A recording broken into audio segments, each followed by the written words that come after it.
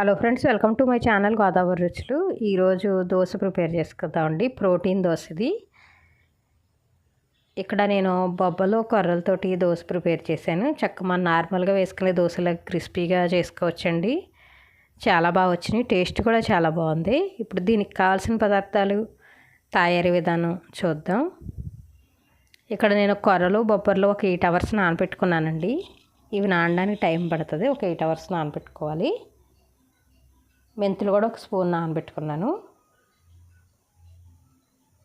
బొబ్బర్లు ఇవ్వండి, నీట్గా 2-3 సార్లు కడిగి తీసుకోవాలి. ఇప్పుడు మిక్సీ జార్లో మెంతులు వేసేసుకుంటున్నాను. కొర్రలు, బొబ్బర్లు వేసుకుని చక్కగా వాటర్ పోసుకుని మెత్తగా మిక్సీ పట్టేసుకోవాలి. మన దోశల పిండిలాగా. ఇక చూడండి, మిక్సీ పట్టుకున్నాను మెత్తగా. ఇప్పుడు ఒక గిన్నెలో వేసుకుందాం.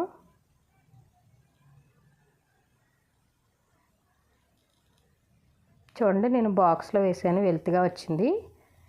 మూత పెట్టేస్తున్నాను. నైట్ టైం రుబ్బాను. తెల్లారేటప్పటికి ఫర్మెంటేషన్ జరిగి చక్కగా వచ్చినాయండి దోశలు. ఇదిగో చూడండి ఎలా ఫర్మెంటేషన్ జరిగిందో. మొత్తం అంతా బాగా మిక్స్ చేసేసుకోవాలి. బాగా కలుపుకొని రుచికి సరిపడా సాల్ట్ వేసుకుంటున్నాను. సేమ్ మన దోశలు ఎలా వేసుకుంటామో అలాగే వేసుకోవచ్చండి. కావాలంటే కొంచెం వాటర్ యాడ్ చేసుకోవచ్చు, ఇంకా పలసగా కావాలంటే దోశ మిక్చర్. ఇప్పుడు ఇందులో కొద్దిగా జీలకర్ర కూడా వేస్తున్నాను టేస్ట్ కోసమని. మొత్తం బాగా కలిపేసుకొని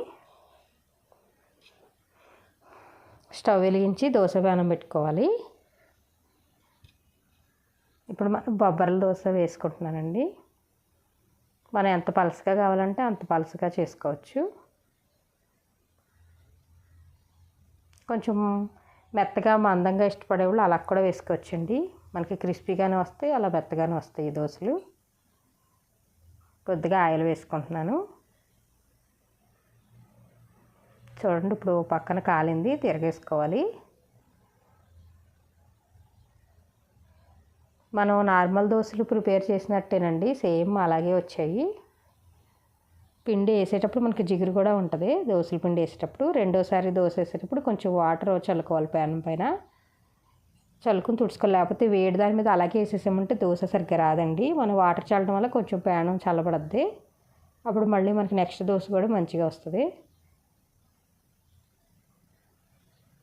ఇదిగోండి, రెండో దోశ కూడా వేసేసుకున్నాను. బొబ్బర్లతోటి దోశలు రెడీ అయిపోయినాయండి. ఇక్కడ నేను ఆరగాకరకాయ పచ్చడి ప్రిపేర్ చేశానండి మొన్న, అది వేసుకుంటున్నాను. చాలా బాగుంటుంది దోశల్లోకి చట్నీ.